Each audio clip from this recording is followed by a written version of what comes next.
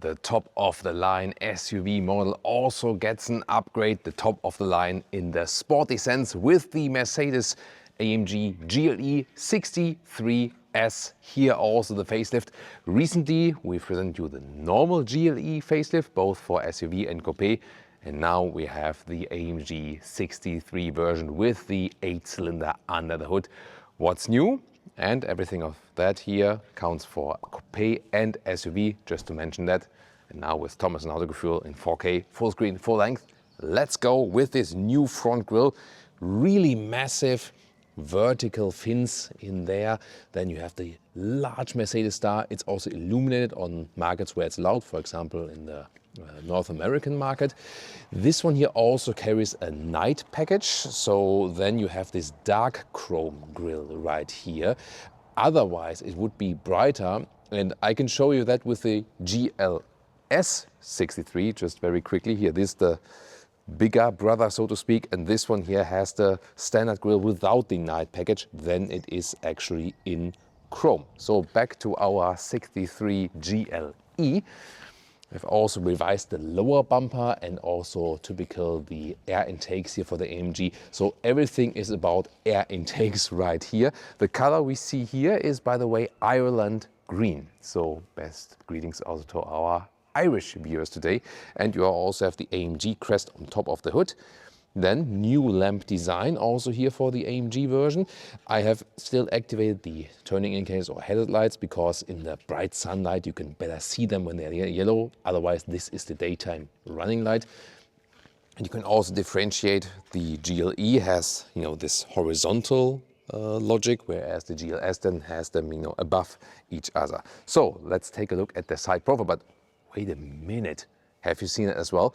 When I was approaching the car, I was like, is the hood properly closed? Yeah, it is properly closed, but this gap here is actually functional as well for even more air intake. Yeah, that's what they said. But this is also the same for the normal version, not only for the AMG. And by the way, here in the background, AMG has some fancy decorations, obviously, and yeah, they thought, let's make it a 70s discotheque or something. Yeah, I hope you're not irritated by that. Welcome to the psychedelic AMG showroom. Let's focus on the car here with the Coupé side silhouette. As I said, it's available here as the Coupé and also as the SUV. In this top AMG spec, a lot of customers also fancy the Coupé silhouette because it's even sportier. Interesting is that the wheelbase of the Coupé is 6 centimeters shorter, just a tiny bit, than the one of the SUV. I wonder, why would you do that in production? I mean, it's not really cost effective to do that kind of production. The logic behind it is when the Coupé has a shorter wheelbase, it has a little bit sportier handling, especially for the AMG version. That might make sense. The total length here is 4 meters 94 or 194 inches. Wheels here, the biggest ones that are available in 22 inch. It would start with 21 for the GLE 63, here with 22, and also optional the carbon ceramic brakes. Also then here with these golden or orange golden brake calipers, massive styling, definitely. And interesting that we have a small little detail here. Here the fuel cap. This is not standard, sadly, it's an option. So there you have a special AMG fuel cap. Look at that. So yeah, I would have liked that they make something like this standard, that you don't have to individually select this. Then the Coupé once again stays, let's say, a little bit more like before. You do also have here the stars on the inside of the tail lamps. This is new. There you can also see the turning indicator, for example. But the main difference is here, this is all body color. If you would have the SUV version, then you would now also have this huge black connecting decor element we also know from the GLC EQ now. It is more like, say, a modern design language. I found it that way more beautiful because between the lamps, it should be body color, shouldn't it? Or make the lamps connecting. But why would I need like a big black bar here in between? Shall I show you how it looks like? Because that's actually also with the GLS. 63, yeah, you know, like GLC, GLE, GLS. Yeah, and I mean, this looks also massive here with 23-inch wheels, the biggest ones available for the GLS 63 here. And this is actually how the GLE 63 would also look like in the rear with this huge black bar right here. And I don't know, I'm not a big fan of that. Are you? Tell me in the comments. Here, by the way, 3 rear stars for the GLS, and you have 2 then for the GLE models right there. What else technology-wise? You have air suspension. It also adapts to the speed, so when you're driving a little bit faster, it goes down. You can set it in the sport mode to a sportier mode, for example. In the comfort mode, it's more comfortable. Rear-wheel drive? No, it's all-wheel drive always, but with a rear-wheel biased concept, and then it also is pretty much variable, this all-wheel drive, where it sends the power to which kind of percentage. And then we can take a look here at the lower part. This is then the exhaust, also dark chrome with this night package. And you can see these are, oh, the Autogefühl Français has a big echo here in this outside white bath tube studio. When I so the Autogefühl Français is not happy to see this. This will get a fine, definitely, yeah, because the real exhaust is on the inside. They say they have also massively worked on the exhaust note. Sadly, it's not allowed yet to turn it on here today because this is not like the finalized motor, engine, software, and so on, they say. So we're going to do that, if you like, you know, on the driving event very soon. But we can take a look under the engine hood and talk about this meanwhile. So there we go. Because the struggle nowadays is you have new emission laws and you need to bring down emissions. At the same time, you want to keep all the power figures. So what happened with the normal GLE models was that all engines, you know, they got mild hybrid system if you didn't have one so far, and also they got the torque boost. Here the torque stayed the same at 850 Newton meters, 612 horsepower. There we go. For this 4-liter V8 bi-turbo, so handcrafted as well. So yeah, looks quite fancy, this cover here, in 3.9 seconds in the acceleration figure 0 to 1 kilometers an hour. And these figures are all the same like before. But they say this was actually a struggle because this is a new updated engine and they kept the power figures while reducing the emissions. That was kind of like the tricky thing about it. Here also probably dampened the, oh, it's like additional dampening here, single elements left and right. So yeah, always interesting to see. Here also, once again, you know, to make it a little bit stiffer than in the front. Looking forward to drive this one. The last time we drove it, I was actually also in the snow, in the mountains. So that's really loud here in this Echo Studio, definitely. But I mean, it's a nice, clean surrounding here to present this car for you. Would you fancy this color here? Tell me in the comments. And now it's, of course, time to check out the interior. Now to the interior. By the way, one more remark to the suspension. Gets standard air suspension and also anti-roll control. You know, that's also interesting, you know, that the car always keeps like upright. And of course, depending on the driving mode, you know, how, you know, strong it is also from air suspension and so on. Then here, this one is optionally equipped with the soft close. There we go, magic. The night package, once again, with this dark chrome. This is the key fob. Oh, this is like Zoll. This is German for customs. Or, yeah, if you would, the plural, like what you apply would be the tariffs, actually. So, yeah, German Zoll. Maybe has to do something with, I don't know, bringing it here to Spain, the car or something. I don't know. But the key fob has here the AMG badge. You won't get the Zoll sticker, of course, unless you want it. Yeah, maybe I should open the shop with that. And then door closing sound. Even, yes, it has soft close, but we still want to listen to that. Also sounds really good. Also in this echo. There we go. Do you know, by the way, how you call this kind of studio in German? It's called Hohlkehle. Like, how would you even translate that? It's like a empty box, something like that. Not sure if there's a direct translation for that, but Hohlkehle is what you would call that kind of studio. Yeah, best German lessons for the day. Then here, inside of the doors, everything covered. Here, not, and also not on the inside of the door, just the rubber pad on the underneath there. Then classic control for the window levers. Seat control is right here, also here to make the front part a little bit longer. Standard Mercedes sound system. Yay, and buttons. yay, real buttons for seat cooling and seat heating. Like to have that. Then we have side steps and illuminated entry badge here. AMG illuminated, also AMG floor mats. And my favorite steering wheel here with microfiber at the side. Then you have carbon fiber on the top here, so that's pretty cool. And huge shifting pedals behind it, actually.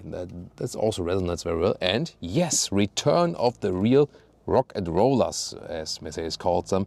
So here, physical dials, left and right here, for example, for the volume, left side for the cruise control.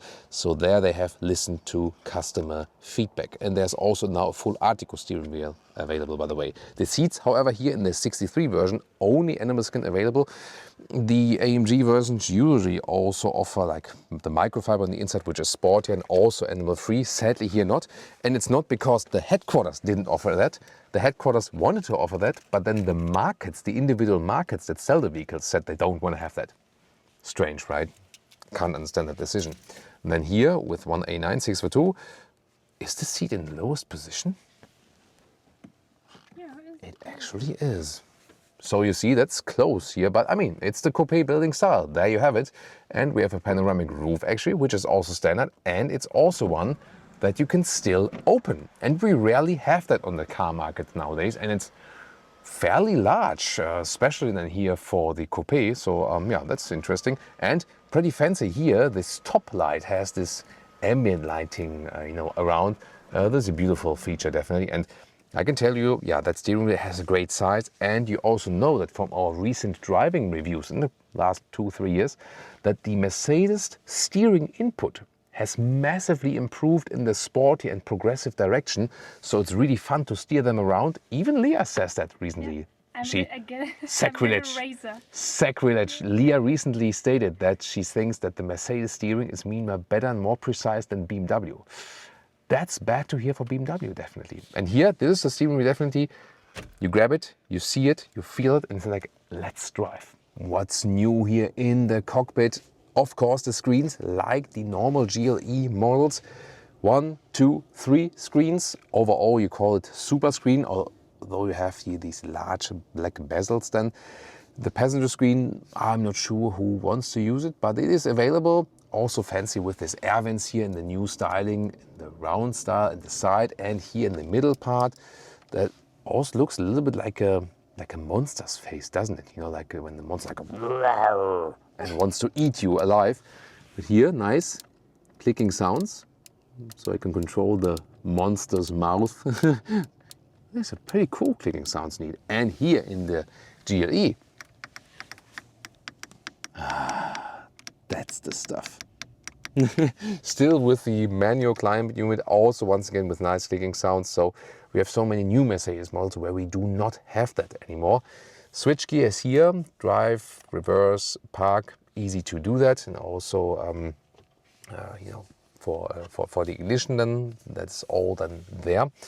The middle console, also news here. We have carbon fiber decoy element here, but also then on the middle console. So that reduces the amount, and here, even on this, like hand thing, that reduces the amount of high gloss like piano lacquer. And that's a good thing. But you have to pay attention in the configurator of that, for example. Here, this touchpad was something they invented at some point. I think, not sure if people really used it. Maybe tell me in the comments. I never used it when I was driving this car, actually, because it's too vague to do something with that, honestly. Drive mode selector is also here, that you can go comfort mode, sport mode here. So also have some new visualizations then for the individual driving modes then in the infotainment as well. You can slide this one here open in the front, pretty massive. Inductive charging pad with 2 USB-C chargers as an alternative. Then adaptive cup holders, but they won't hold bottles that tight. And here you can cool or heat your beverages. That's also a cool feature that they always think about in GLE, GLS. Why? GLE, GLS are built in Alabama, Tuscaloosa in the US. And that's why I think, wait a minute, European customers don't care about hot or cold drinks, but the US customers do. That's why GLE and GLS have that. That's like the thought behind it. Air suspension, standard. You can also control it right here, pump it up or pump it down yaw. And then here the split opening for the armrest. It's now a USB-C charging underneath. More space if you like. Yeah, there we go. That's a simple piece, but yeah, you could also just leave it out if you like. Sometimes I do use it and put like the normal, like, you know, door key from home right there. So I would like to know from you, what do you think about this new horizontal setup here with the individual screens? Because that's most obviously the biggest change in here for the GLE. It's also pretty much nicely aligned here with the glove box, falls down. You could also buy this perfume spender. It's not there at this moment. It's another option where you say like, could have that, but you don't really need that actually. So yeah, that all depends. And once again, this nice panoramic view. You can also close this shade here, by the way. That is also possible when it's a really, really hot day. One of my favorite features is definitely that from the inside, we have this nice microfiber covering here all the way across the ceiling. I love that. Also then here on the sun visors. So that's cool. Yeah, also with integrated light. Oh, wait a minute. Best greetings also to our colleagues from the Straight Pipes, because they are also always looking forward to these features. We have the dual sun visor, guys. Nice. That's cool, and all with microfiber, which makes me wonder even much why the microfiber, which is everywhere, didn't make it on the seats where it makes most sense. Now the driver POV, once again with the real jogs here at the steering wheel. Here, this is then still capacitive though. Here you can press in there, that's possible, but you can also turn it and to switch to another. Oh, now we're talking. Brum, brum, brum, yeah, indeed. And on the right side, the driving mode selection. Not sure if that one does. If I press in here, I can, but it doesn't change anything then. Yeah, so this one more for the turning only, but it is, you know, theoretically touch on both sides. And then here the digital instruments. This looks interesting because like you know, it's like flipped to the inside in this driving mode. Wait a minute. Is that supposed to look like that? Do you see what I mean, guys? What the? Yeah, that's interesting. Yeah, so you don't have any problem with your eyes. That is the way it is. But you can also switch to this more modern view, although I would prefer this analog gauge view if it was just straight in the tilting. Okay, and you can also go for this map view. And the main infotainment, don't be irritated, this is still the visualization from EQS, so it's not the most, you know, like the last software status, but you can see here when I change the driving modes, then also all the parameters, they change accordingly. Other than that, you have a home menu that looks like this, and it's actually pretty responsive. The interesting thing is that they changed the whole back end as well, and if you go for the car internal GPS, then this one here is actually also Google Maps behind, although it looks still like Mercedes. That's interesting. And important to know, EU speed chime law thing, here press here, and then acoustic warning for the speed limit thing, and the attention assist, like you're tired, make a pause. You can also turn it off, but you need then 2 clicks always. However, there's still the possibility here to press and hold this one on the volume. There we go. So I'm doing this now with the button at the steering wheel. And now we're in the AMG psychedelic club. That's nice for electronic music. Pure, This intense. There's like an intense mode here in the Baumeister sound system now. That's really cool. And I even hear the bass in my feet a little bit. Really? So yeah, a little bit here on the driver's side. So beautiful. Sound system here is Excellent. top notch. Yes. And as I said, now also works very well with electronic music. rear seats. Here, the rear doors, they're also covered on the top part. That's beautiful. By the way, no dual lamination for the glass, neither front or rear, but they are pretty thick, these windows.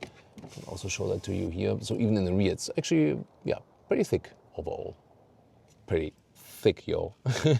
You also have seat heating at the rear here with a separate button. That's nice. No cover here on the lower part. And then we have ISOFIX outside each. Did we have on the front ISOFIX as well? No. So ISOFIX just here in the rear. Then we can put this one down. Cup holders also with some adaptive knobs here. I can also just lower this ski hatch here. That's possible, but you cannot change the inclination or something. Is it still okay from the headroom, although it's the Coupé? Well, it raises here, so that still works with 1A9 6x2, and legroom is also fine, actually. I mean, it's a large car, so should have that definitely. You sit pretty much low, so it falls backward a little bit.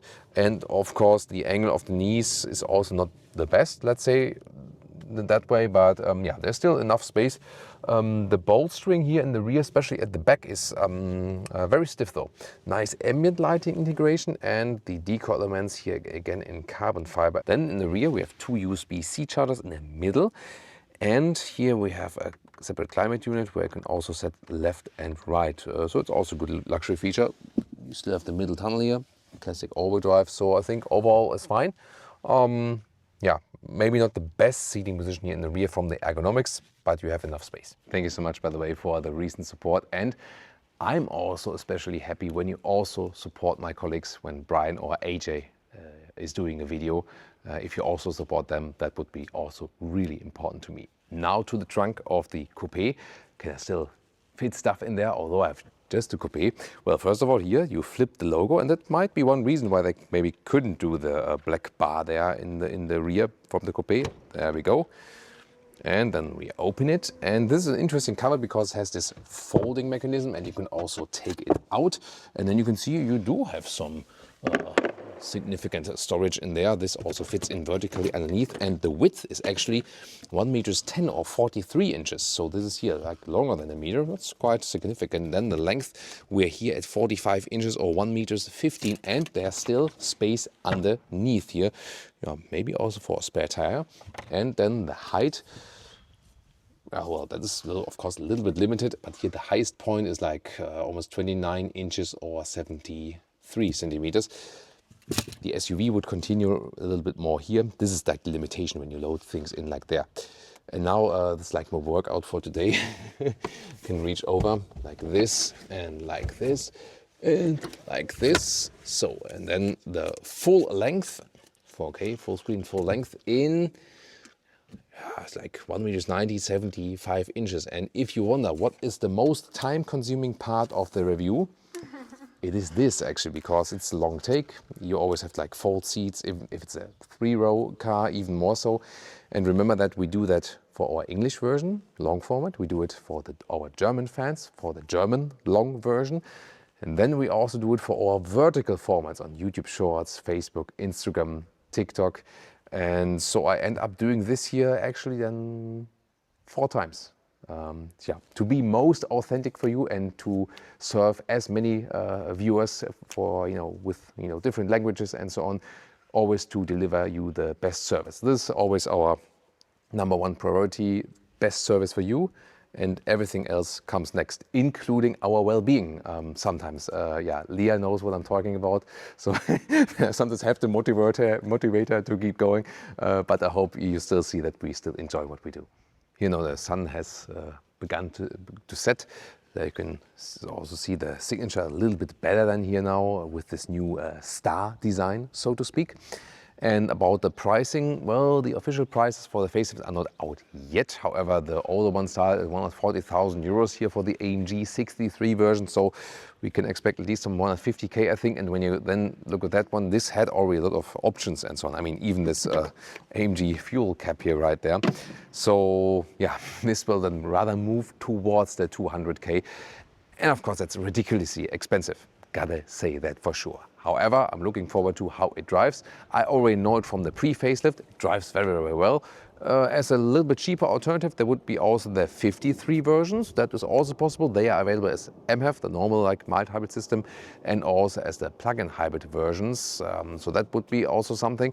And I would like to know from you, would you like to see a driving review of this one here, the facelifted 63S, or would you also like to see driving review here of the updated GLS 63, then please vote for that in the comments. And now check out more AMG reviews.